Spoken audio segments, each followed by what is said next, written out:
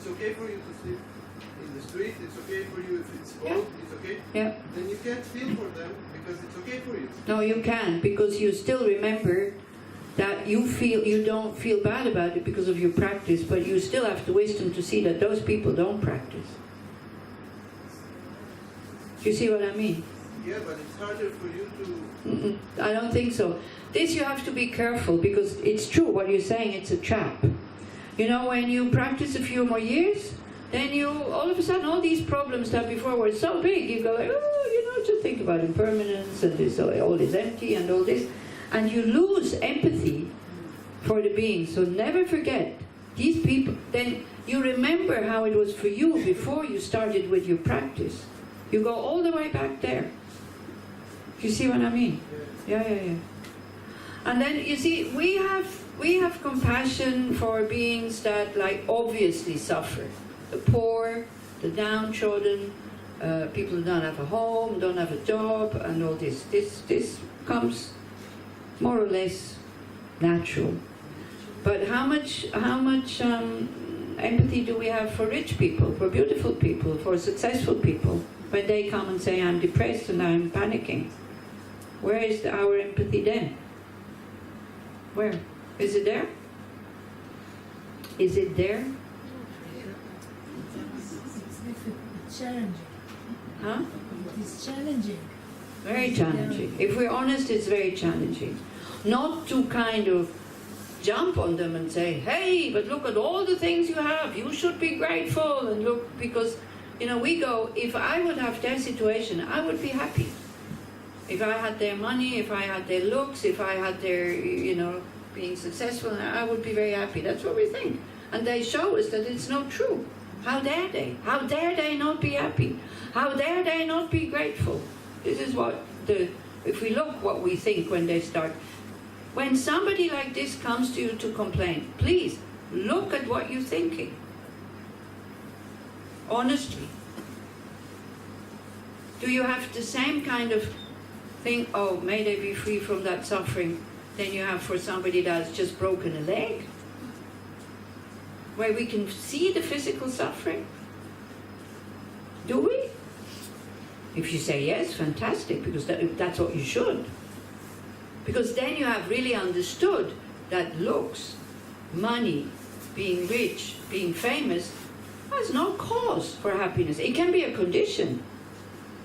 It can be a basis for happiness, but it's no guarantee.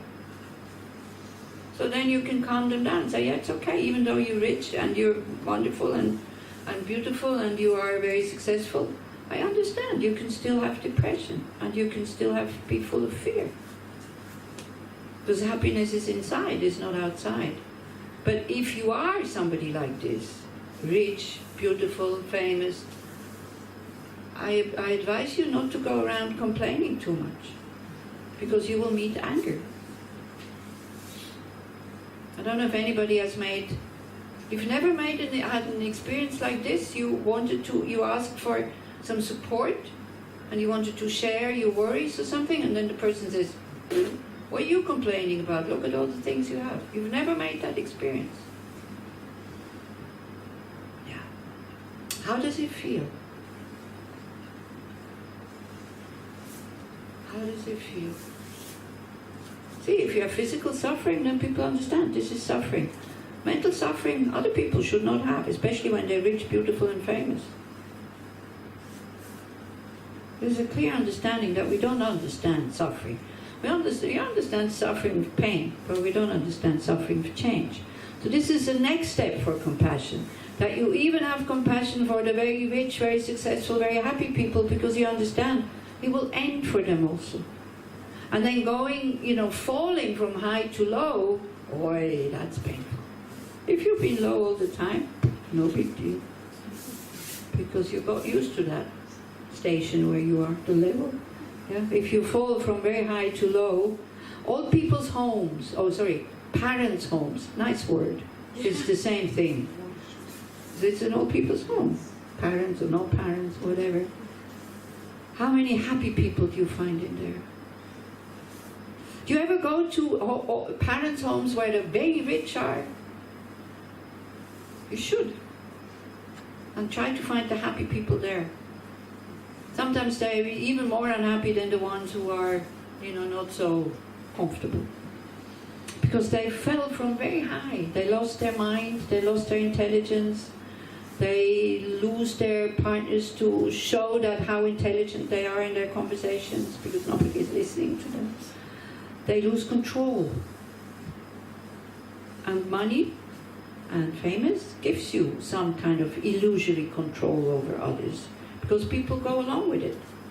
I see how would you react if, is there anybody you like that is famous? Not like somebody spiritual, like more somebody like Roger Federer or, I don't know, what's her name? Neta Barzilai, or what is her name? Yeah, even you go like this now. Don't be so bloody blasé, sorry.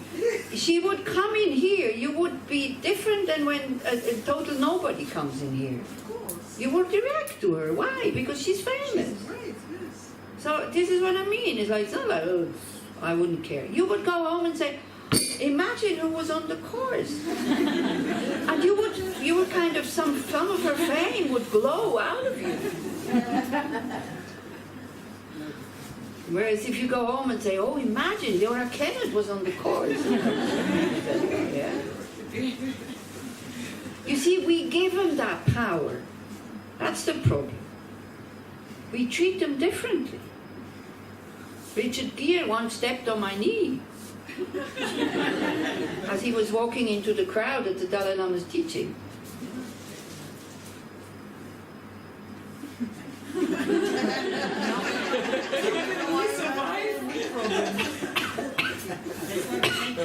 If it would have been somebody that I totally disliked, I would have gotten angry. Can't you pay attention?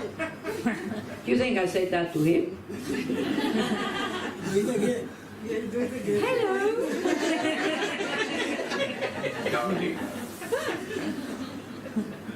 Yeah, we give them that power, and then they lose it as they get old and ugly and all this. You see, in the Buddhist kind of world, there is different realms, and one is called the God realm. So this is a place where, for your whole life, you don't need, gross food or whatever. You live off air, and you're very beautiful, and your body is very shining, you're very healthy, and all this. But as you approach death, it declines, and all your friends because you start to smell bad, and all your friends kind of turn away from you, and that's the suffering of that realm at the end of your life. I can see this. I don't know how it is here because I don't go to so many old people's homes, but in Switzerland it's exactly what it is. Yeah, a lot of lonely people in those places because they're no fun to be with. We decide. Can't talk to them. They don't hear what I'm saying. They always ask the same question. They always tell me the same story. So relaxing. You don't need to come up with anything new. You just have to listen and be there. And they appreciate that very much. They appreciate it very much. And the best way to go is, hey, this could be me. If I don't die early enough, I will also end up like that. The people my age, I'm approaching 70, when you go to an old people's home, visiting somebody, and you see in the entrance people sitting there in the wheelchair, what does it do to you? Fear. I don't want to become like them. I imagine them young. You're too young to say something. No, but I imagine them young. You imagine them young? Yeah, because No, exactly, but I'm talking about me. What is going on with you? So when you're young, so far away. So, okay, good. When you get older and then it's like the possibilities there, then it's fear, then we want to run away. We don't want to see it, that's why we don't like to go. And then the next step would be to look at your fear and to think, all of them, they did not want to be, they didn't plan this. Same way as I'm not planning it. It just happened because they didn't die early enough. Okay? Now that doesn't mean that you should commit suicide, please don't. It's a negative action considered because you're destroying the potential of compassion and wisdom. But you think, okay, I can't become like that. I can. But at the moment, I am not. At the moment, I'm not. So what do I want to do with this time that I still have when my mind is still more or less okay? Yeah. So much fear about becoming Alzheimer's, dement, and all this. It's not. It's not. Sorry. What do you do with the signs that you see? What do you do with the signs you see? Yeah. You're honest about it. Before you are there. I have a friend who has Alzheimer's. She's still living at home, also with a metapelle, and sometimes she goes to town. Somebody takes her to town, but she likes to go shopping to look in the shop. The moment she enters the shop, she said to the people working there, "Look, I have Alzheimer's. So I'm sorry if I behave in a funny way. Please, I have Alzheimer's." Everybody loves her. She accepts it. Yeah. It's very rare. Asking something else, I was asking, It's very rare. like, If you see the signs, Instead, yeah. well then you see, okay, I have signs, so it will come at one point. So now I know that it will come, so now I'm sure that it will come, and then you relax. I'm also saying, this is what I'm telling you, I have very bad memory lately, and at the beginning it's quite upsetting. I got used to it. If somebody gets angry with me because I forgot something, and I say, look, I'm sorry, I don't forget things on purpose. It's not very pleasant. If I would have more control, that's it, I forgot. You can learn to relax about these things. You can learn to relax if you do it quick enough, soon enough, early enough. And then also, I have the advantage, I don't have any children, so I have zero expectation that somebody of the family will look after me when I'm old. So, the old people's home will be good enough, as long as I have a bed and this. It's amazing how there's so much effort put into making these places really beautiful. There's no point. People don't want to be there, they want to be at home. I don't have a home, so any home is good enough. I don't have my own home, so now again, I'm not telling you to give up all your things so that you can train for your old age. But it's either we can be very upset about being there and somebody's controlling us, we have to eat at a certain time and you have to get up at a certain time, or you see the advantage of it. People who are there, they know much better how to take care of you than your family. That's their job. So if you allow them to take care of you, then things become very easy. But if you don't allow them to take care of you, then it becomes very difficult. How many of you work in such a place? Oh, nobody. Ah, okay. You used to. And you can see happy people there, and you can see unhappy people there. Not many happy people. Not many happy people. So then, if you find happy people, ask them, why are you so happy? Ask them why they're happy. And very often they say, I had a difficult life, but it's okay. Accept it. But many people are very bitter, not having gotten what they wanted to get. They didn't treat me right, my family's not wanting me anymore, all my friends are not coming anymore. It's like very bitter, very demanding also. The more demanding you are, the less people will come. Old age is one of the sufferings. Of the six. No, of the eight, of the six, of the eight. Old age is one of the birth, sickness, old age and death. So we expect it to be nice. It's not. It's difficult. Who was it? Betty Davis who said, old age is not for sissies.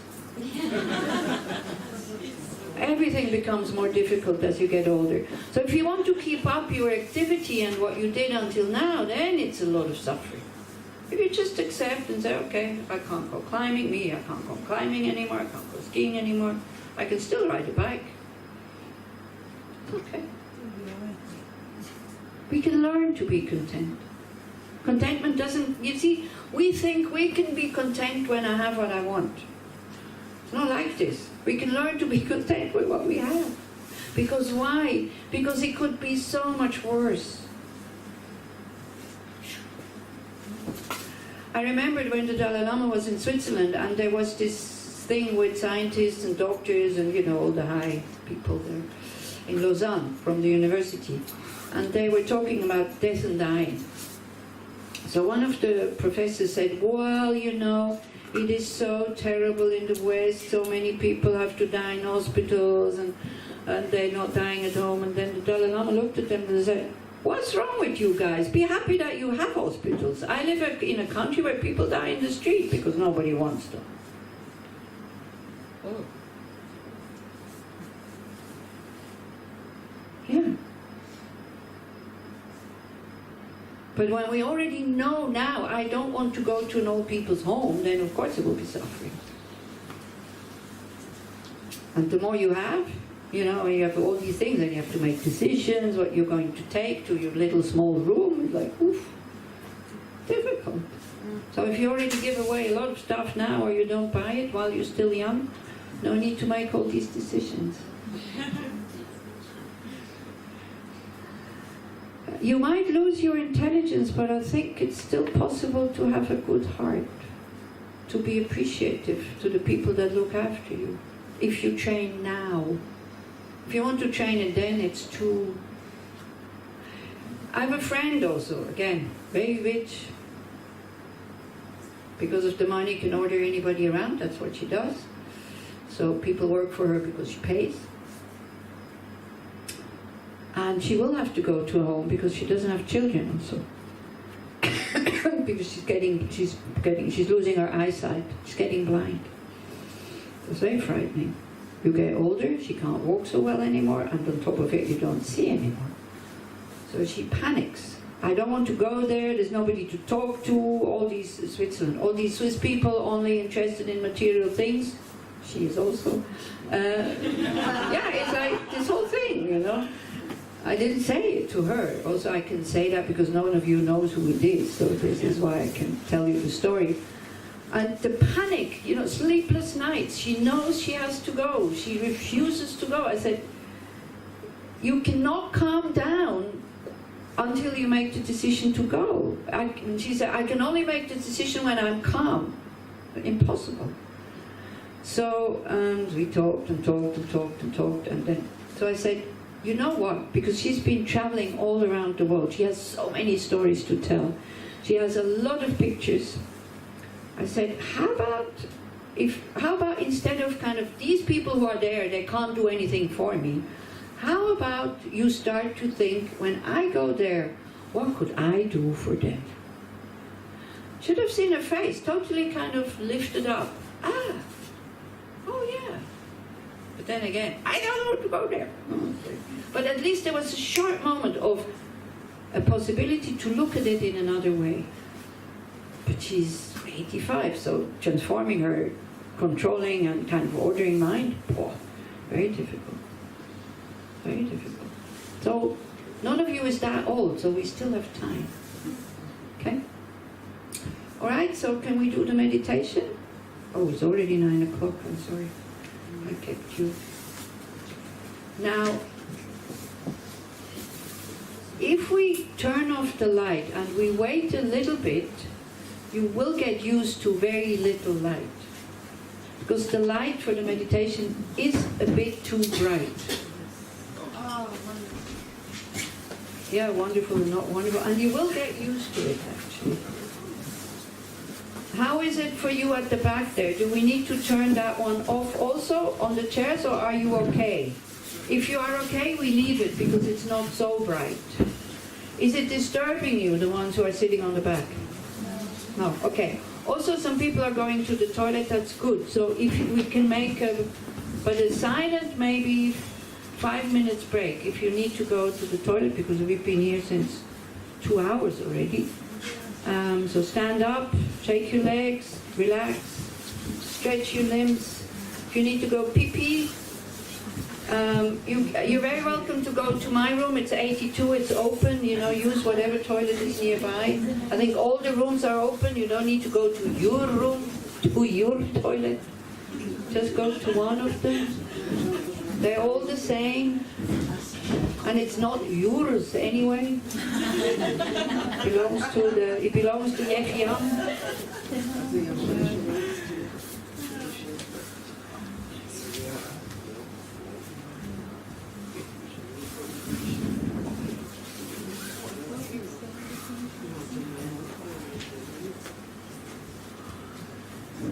So actually try to be in silence unless it's really, really necessary that you say something.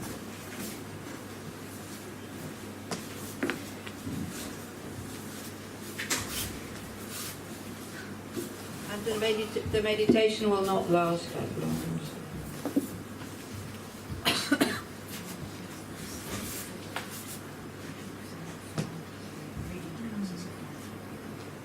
Okay, yeah.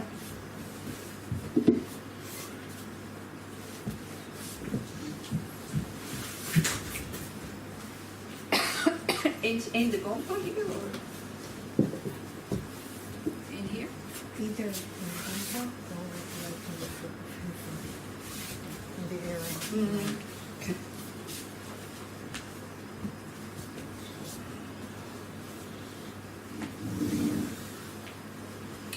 Okay, so slowly, when you're ready, don't take your time. Slowly. Kale, as the Tibetans would say. Sit down again, go into posture. Yeah, but only when you're ready.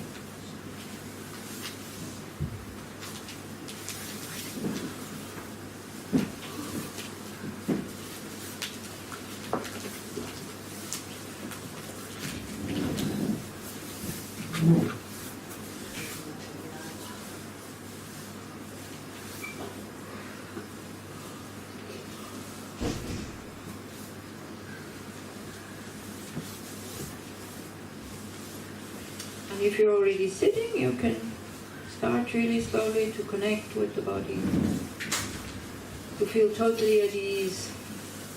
Soon you can go to bed. You did work quite hard. If you're tired, it's okay. And you can sleep better when you're tired.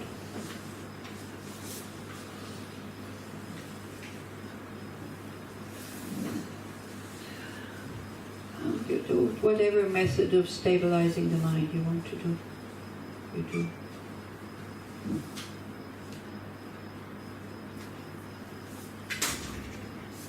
Make sure that you're relaxed. Not putting any pressure on yourself that you believe anything I'm saying. If some fear came up because we talked about old age, accept it. It's normal. Old age will not be pleasant. But it doesn't have to be that bad.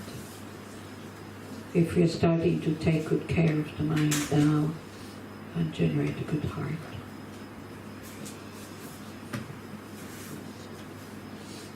It's the key for everything. A good heart. The solution for everything is love.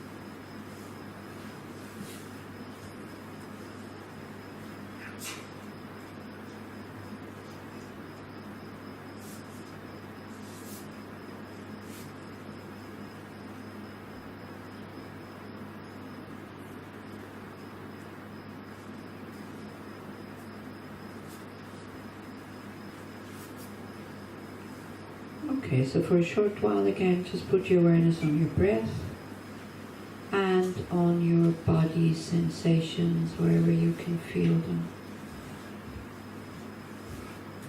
Because our emotions actually do express themselves in body sensations. That's where we feel them.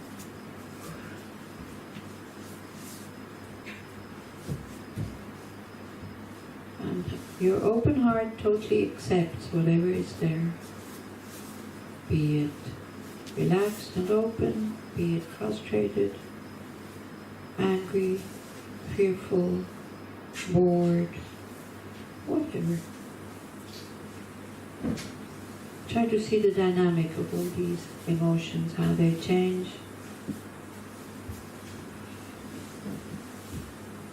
how they transform, and just let it happen. Allow things to happen and observe them, be aware of them. Our unhappiness comes from lacking awareness, not knowing what is there and being stuck in fantasies of real me and real other.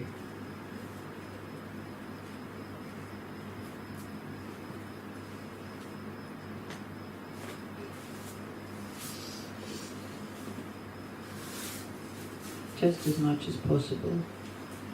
Be with your breath and with your body sensations.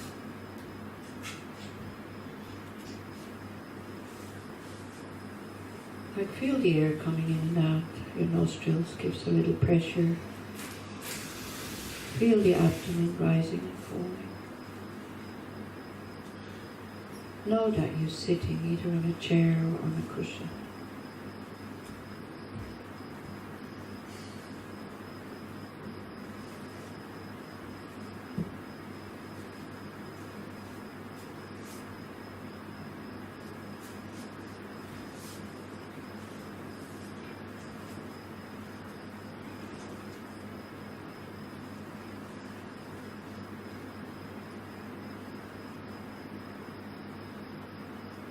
And just enjoy these few moments of nothing to do, but to be aware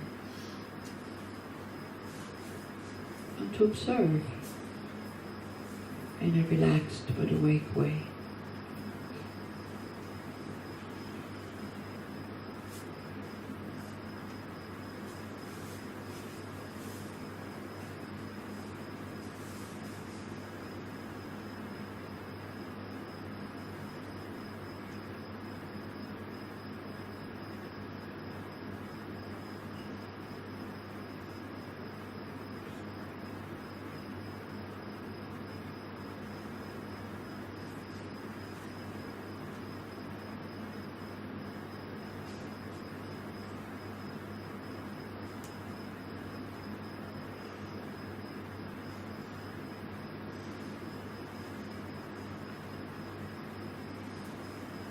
Okay, then we just try to connect with the good heart. And what you connect with first is this yearning for well-being, free from stress, pain, anxiety. Nobody would choose these situations.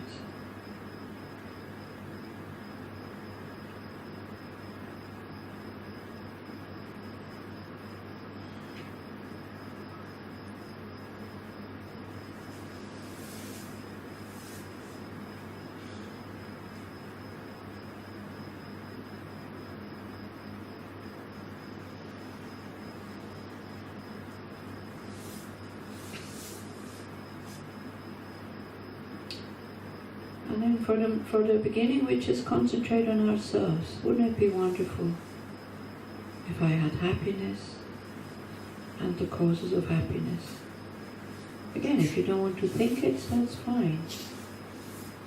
Also just see what it does to you when you think like that.